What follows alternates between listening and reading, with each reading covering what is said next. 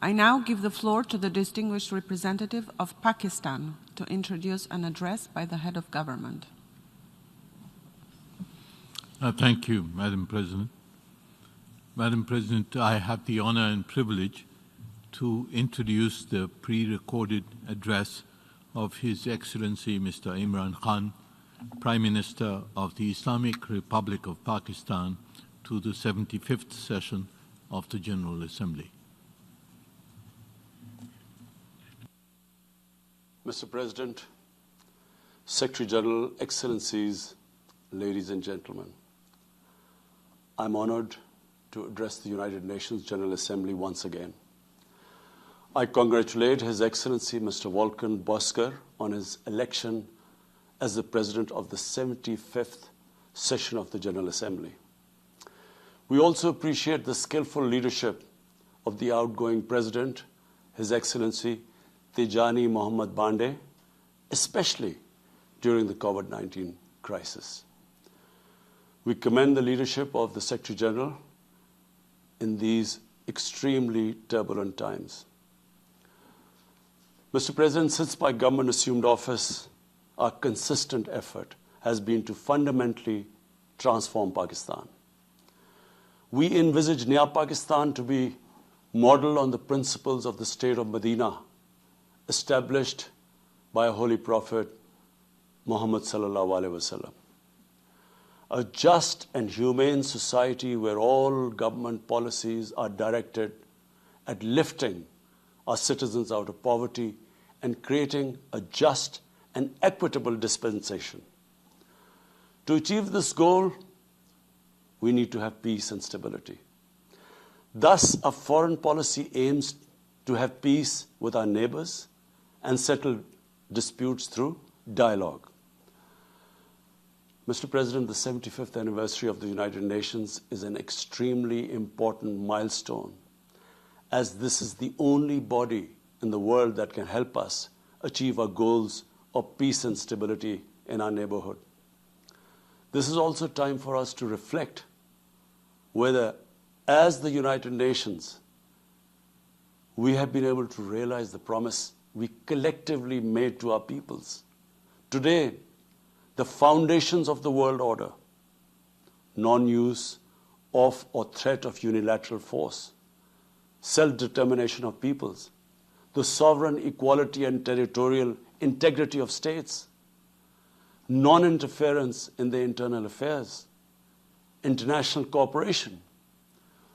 All these ideals are being systematically eroded. International agreements are being flouted and set aside. Renewed great power rivalries are leading to a new arms race. Conflicts are proliferating and intensifying. Military occupation, illegal annexations are suppressing the rights of human beings to self-determination. According to the respected professor Noam Chomsky, mankind is at even a greater risk than it was before the First and Second World Wars in the last century. And this is because of the threat, increased threat of nuclear war, climate change, and sadly the rise of authoritarian regimes. We must come together to prevent such a catastrophe. We believe that the driving force in international relations must be cooperation in accordance with the principles of international law and not confrontation and force. We all must emphatically reaffirm our support for multilateralism. Mr. President, the COVID-19 pandemic has illustrated the oneness of humanity. In our interconnected world, no one is safe unless everyone is safe. Locking down to control the pandemic has triggered the worst recession since the Great Recession in the last century. This has hit the poorest countries the hardest, as well as the poor in all the countries. In Pakistan, we realized very early on that if we imposed a strict lockdown, the type that several affluent countries had imposed, we would have more people dying of hunger than the virus. Therefore, we adopted a policy of smart lockdown. While concentrating on the hotspots, the virus hotspots, we opened up our agriculture sector immediately and then followed it up by the construction sector, which employed most of the people. At the same time, and this is despite financial constraints, my government deployed $8 billion, unprecedented amount, for our health services, plus support the poorest and most vulnerable households with direct cash payments through SARS program, and then subsidies to the small businesses. Even though our smart lockdown was heavily criticized in the beginning, but thanks to the Almighty Allah's grace, we have not only managed to control the virus, stabilize our economy, but most importantly, we have been able to protect the poorest segment of the society from the worst fallout of the lockdown. Today, Pakistan's response is cited among the success stories in controlling and responding to the pandemic. However, we are still not out of the woods, like no country is out of the woods today. But, Mr. President, it was obvious from the outset that developing countries would need fiscal space to respond to and recover from the COVID crisis. Debt relief is one of the best ways to create that fiscal space for developing countries. Therefore, in early April, I called for a global initiative on debt relief. We appreciate the G20's official debt suspension initiative and the emergency and rapid financing offered by the IMF, World Bank, Asian Development Bank, and UN agencies. This, however, is not going to be enough. The IMF has estimated that developing countries will need over $2.5 trillion to respond and recover from the crisis. The official debt suspension will need to be extended and expanded. Additional debt relief measures will also be needed. Development banks should ensure adequate financial inflows. Rich countries have generated over $10 trillion to finance their own response and recovery. They should support the creation of at least $500 billion in new special drawing rights for the developing world. Mr. President, in my address to the General Assembly last year, I had highlighted the tremendous damage that illicit financial flows from developing countries to rich countries and to offshore tax havens cause. This leads to the impoverishment of the developing nations. Money that could be used towards human development is siphoned off by corrupt elites. The loss of foreign exchange causes currency depreciation. That in turn leads to inflation and poverty. The quest for getting back these stolen resources is nearly impossible, given the cumbersome procedures. Moreover, the powerful money launderers have access to the best lawyers. And sadly, because they are the beneficiaries, there is a lack of political will in the rich countries to curb this criminal activity. Mr. President, if this phenomena is unaddressed, it will continue to accentuate the inequality between the rich and the poor nations, and eventually will spark off a bigger global crisis, a far bigger global crisis than the present migration issue poses. The rich states cannot hold forth on human rights and justice when they provide sanctuary to money launderers, to their looted wealth. There are robust anti-money laundering and anti-terror financing regimes. I call upon this Assembly to take the lead in efforts to build a global framework to stem the illicit financial flows and ensure speedy repatriation of stolen wealth. It is important to realize that the aid that flows from rich countries to the developing world is minuscule compared to the massive outflows by our corrupt elites. Mr. President, this year, I must again reiterate the threat posed to mankind due to climate change. Unprecedented fires in Australia, Siberia, California, Brazil. Unprecedented floodings in various parts of the world. Record temperatures, even in the Arctic Circle. This should make all of us worried for our future generations. Commitments made through the Paris agreements must be fulfilled. In particular, the commitment to mobilize $100 billion annually as climate finance. Pakistan's contribution to carbon emissions is minimal, but it is one of those countries most affected by climate change. Yet, we have decided to take the lead as we consider addressing climate change a universal responsibility. We have launched an extremely ambitious program to plant 10 billion trees in the next 3 years as a contribution to mitigating the effects of climate change. Mr. President, the pandemic was an opportunity to bring humanity together. Unfortunately, it has instead fanned nationalism, increased global tensions, and given rise to racial and religious hatred and violence against vulnerable minorities in several places. These trends have also accentuated Islamophobia. Muslims continue to be targeted with impunity in many countries. Our shrines are being destroyed.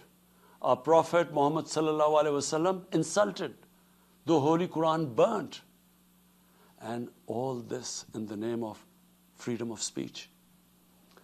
Incidents in Europe, including republication of blasphemous sketches by Charlie Hebdo, are recent examples. We stress that willful provocations and incitement to hate and violence must be universally outlawed. This assembly should declare an international day to combat Islamophobia and build a coalition to fight the scourge that splits humanity. Mr. President, the one country in the world today where I'm sad to say the state sponsors Islamophobia, and that is India. The reason behind this is the RSS ideology that unfortunately rules India today. This extremist ideology was founded in the 1920s. The RSS founding fathers were inspired by the Nazis, and they adopted their concepts of racial purity and supremacy. While the Nazis' hate was directed at the Jews, the RSS directs it towards the Muslims and to a lesser extent, the Christians. They believe that India is exclusively for Hindus and others are not equal citizens. The secularism of Gandhi and Nehru has been replaced by the dream of creating a Hindu Rashtra by subjugating, even cleansing, India's 200 million Muslims and other minorities. In 1992, the RS destroyed the Babri Masjid. In 2002, some 2,000 Muslims were slaughtered in Gujarat, and this was under the watch of Chief Minister Modi. In 2007, over 50 Muslims were burnt alive by RSS arsonists aboard the Samjhauta Express train. In Assam, around 2 million Muslims face the prospects of being arbitrarily stripped of their nationality through the adoption of discriminatory laws. There are reports of large concentration camps being filled by Muslim Indian citizens. Muslims were falsely blamed, vilified, and victimized for spreading the coronavirus. They were denied medical attention on many occasions. Their businesses were boycotted. Cow vigilantes attack and kill Muslims with impunity. Last February, Muslims faced targeted killings with police complicity in New Delhi. Mass registrations in the past have often been a precursor to genocide. For example, the Nuremberg laws in Germany in 1935, and then in 1982 in Myanmar. The Hindutva ideology is set to marginalize almost 300 million human beings, Muslims, Christians, and Sikhs. This is unprecedented in history, and this does not augur well for the future of India. As we all know, that marginalization of human beings leads to their radicalization. Mr. President, for over 72 years, India has illegally occupied Jammu and Kashmir against the wishes of the Kashmiri people and in blatant violation of the resolutions of the Security Council and indeed its own commitments to the people of Kashmir. On 5th August last year, India illegally and unilaterally sought to change the status of the occupied territories and deployed additional troops, bringing the total number to 900,000, to impose a military siege on 8 million Kashmiris. All Kashmiri political leaders were incarcerated. About 13,000 Kashmiri youth were abducted and thousands tortured. A complete curfew was imposed, accompanied by a total communications blackout.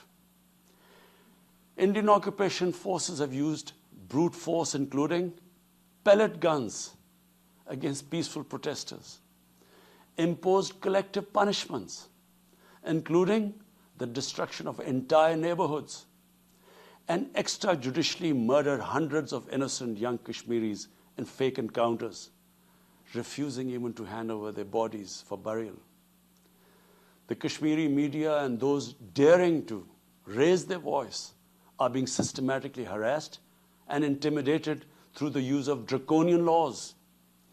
All of this is well documented in the reports of the United Nations High Commissioner for Human Rights, communications from the Special Rapporteurs of Human Rights Council, statements from human rights and civil society organizations. The international community must investigate these grave violations and prosecute the Indian civil and military personnel involved in state terrorism and serious crimes against humanity being perpetrated, I'm sad to say, with complete impunity. The objective of this brutal campaign is to impose what the RSS BJP regime has itself called the final solution for Jammu and Kashmir. To this end, the military siege is being followed by moves to change the demographic structure of the occupied territory. This is an attempt to obliterate the distinct Kashmiri identity in order to effect the outcome of a plebiscite envisaged in the UN Security Council resolutions. This action is in violation of the UN Charter, Council resolutions, and international law, particularly the 4th Geneva Convention. Changing demographic structure of occupied territory is a war crime. Mr. President, the brave Kashmiri people will never submit to Indian occupation and oppression. Their struggle is indigenous. They are fighting for a just cause, and generation after generation have laid down their lives to rid themselves of Indian occupation. The government and people of Pakistan are committed to standing by and supporting their Kashmiri brothers and sisters in the legitimate struggle for self-determination. Mr. President, in order to divert attention from its illegal actions and atrocities in Indian-occupied Jammu and Kashmir, India is playing a dangerous game of upping the military ante against Pakistan in a nuclearized environment. Despite constant Indian provocations and ceasefire violations along the line of control and the working boundary, targeting innocent civilians, Pakistan has exercised maximum restraint. We have consistently sensitized the world community about a false flag operation and another ill-conceived misadventure by India. My parents, Mr. President, were born in the colonial India, and I was the first generation that grew up in an independent Pakistan. I want to make it clear that any attempt by the fascist, totalitarian, RSS-led Indian government to aggress against Pakistan will be met by a nation that will fight for its freedom to the end. Mr. President, there will be no durable peace and stability in South Asia until the Jammu and Kashmir dispute is resolved on the basis of international legitimacy. Kashmir has been rightly described as a nuclear flashpoint. The Security Council must prevent a disaster conflict and secure the implementation of its own resolutions, as it did in the case of East Timor. The Council has considered the situation in Jammu and Kashmir 3 times in the past year. It must take appropriate enforcement actions. It must also take steps to protect the Kashmiris from an impending genocide by India. Pakistan has always called for a peaceful solution. To this end, India must ascend. To reach this end, India must ascend the measures it has instituted since 5th August 2019, end its military siege and other gross human rights violations, and agree to resolve the Jammu and Kashmir dispute in accordance with the relevant UN Security Council resolutions, and of course, the wishes of the people of Kashmir. Mr. President, Pakistan's desire for peace in our region is also manifest in our efforts to promote a political solution in Afghanistan. I have consistently maintained over the past 2 decades that there is no military solution to the conflict in Afghanistan. The only way forward was and is a political settlement, which involves the full spectrum of Afghanistan's political actors. Pakistan fully facilitated the process that culminated in the US-Taliban peace agreement on 29 February 2020. Pakistan is deeply gratified that it has fulfilled its part of the responsibility. The Afghan leaders must now seize this historic opportunity to achieve reconciliation and restore peace in their war-torn country. Through the intra-Afghan negotiations that commenced on 12th of September, they must work out an inclusive, broad-based, and comprehensive political settlement. The process must be Afghan-led and Afghan-owned, and without any interference or outside influence. Early return of Afghan refugees must be part of this political solution. After almost 2 decades of war, it is imperative not to allow spoilers within and outside Afghanistan to subvert the peace process. Peace and stability in Afghanistan will open new opportunities for development and regional connectivity. Mr. President, Palestine remains a festering wound. A just and lasting settlement is indispensable for the Middle East and actually the world. Illegal annexations of Palestinian territory, the building of illegal settlements, and the imposition of inhuman living conditions on the Palestinian people, especially in Gaza, cannot bring peace to a troubled region.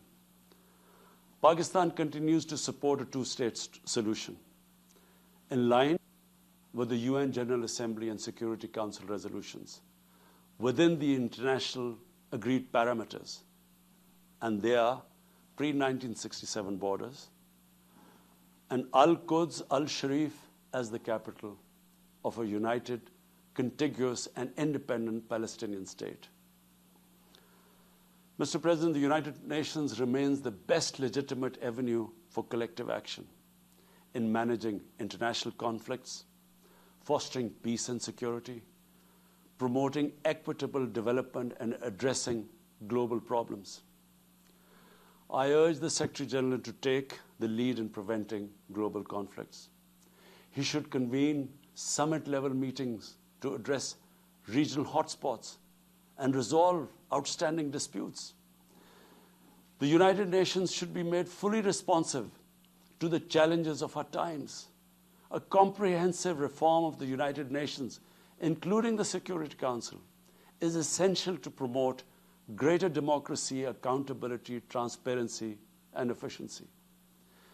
Pakistan will continue to participate actively in this process and endeavor with other member states to build a world where conflict is outlawed and equitable prosperity for all pursued in conditions of peace and security. I thank you.